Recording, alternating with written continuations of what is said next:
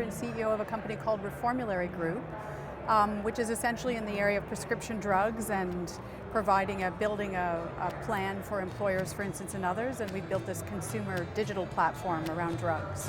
Why is there a need for something like that today?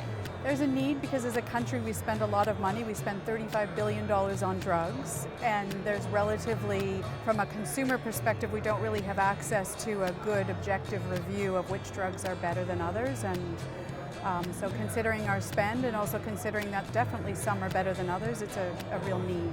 How far do you go as far as information, in terms of which drugs are better? Do you also give people educational information around which drugs you shouldn't take with other drugs? Does it go that far? So what we do is we have invested about 50,000 hours of clinicians' times in reviewing all the drugs, comparing one drug to the other. What a lot of consumers wouldn't know is that for any medical condition there could be hundreds of drugs to treat it, so there's lots of alternatives. And so what we've done is we've done all that research and that homework, and we basically then put it into this digital platform so people can look up what are preferred, what are non-preferred, and what are the alternatives. Now where we haven't gone is with respect to drug-drug interactions, which I think is really the latter part, and that more relates because as individuals, when we take our prescription to the pharmacy, it's really the pharmacist then that would know what are the other drugs you're taking. But to the extent we can guide people to drugs that provide the best value, that's our focus. It's interesting because one would assume that information was out there anyway, that we should have had access to that, but clearly that's not the case. Absolutely, I agree with you 100%. And so our Drug Finder, our tool is called Drug Finder, that's really intended to give it. But I mean, arguably to your point, healthcare is really the last frontier, whereas consumers, we have very little access to our health information and very little access again to, one drug compared to another, etc. What are some of the issues that have arisen over the years because we haven't had that access?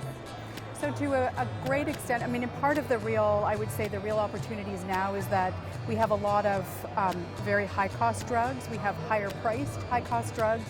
And so it's putting a lot of pressure on plans, both the provincially funded plans, but also plans that employers provide to their employees. And so as a result of not having that information, we've had, for instance, as we call it, just an open list of drugs, so you can have whatever you want no matter how much it costs.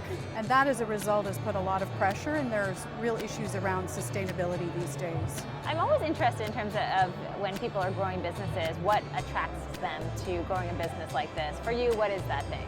So I had I've spent my career in healthcare. I had a 5-year stint in government, actually in the Ontario government, disrupting the whole prescription drug system, which we did in a very significant way.